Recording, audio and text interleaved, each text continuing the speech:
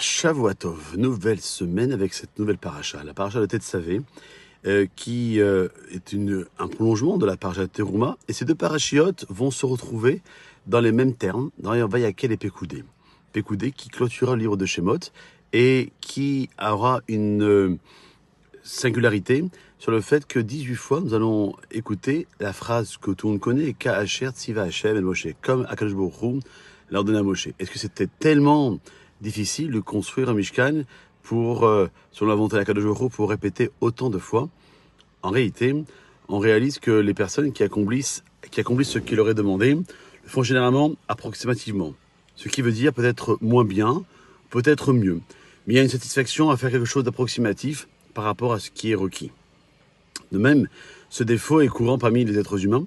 On en trouve son origine suite à une compréhension superficielle dans les calculs du planificateur. Et au fond de chacun d'entre nous, même inconsciemment, cela dérange chaque personne d'être simplement exécutant, comme s'il annulait complètement face au donneur d'ordre, sans être impliqué dans la planification et dans le projet. L'homme aspire à se sentir maître de ses actions.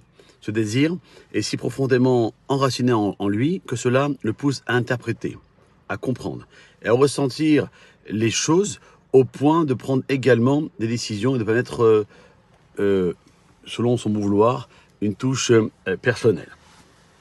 Le fait de s'impliquer va permettre à chacun d'entre nous de se tranquilliser, de se rassurer dans ce besoin de se démarquer.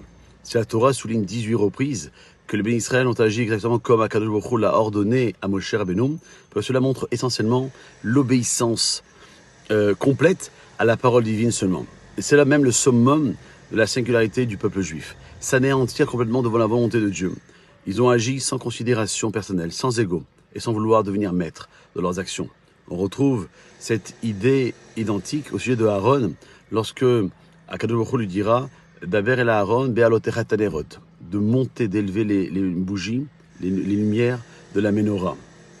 Tout ça dans le but de louer Aaron, de n'avoir rien changé. Et tout le monde se demande pourquoi ne pas changer est si louable.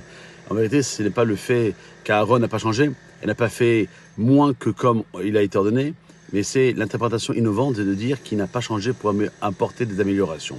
On peut imaginer Aaron seul devant Akadosh Baruch Hu allumant les bougies de la menorah. Il pourrait alors ressentir un élan intérieur, une émotion, une envie d'embellir, de magnifier la menorah. La loi est claire. On ne peut ni ajouter ni enlever les vêtements du Kohen dans son service. C'est pour nous informer que Aaron a surmonté tous ses désirs, même ceux qui séduisent tant. Donc le message est clair. Ne soyons pas mus par la conviction de comprendre mieux ce que Akadosh Baruch Hu attend de nous, de manière plus claire ce que la Torah nous a enjoint. On comprend alors qu'il n'est guère facile de résister à la tentation d'un autre plan architectural, de corriger, d'améliorer pour glorifier, exalter la maison de Akadosh Baruch Hu. Le vrai travail, c'est d'accomplir la tâche comme Akadosh Baruch Hu l'a ordonné. Passez une bonne journée.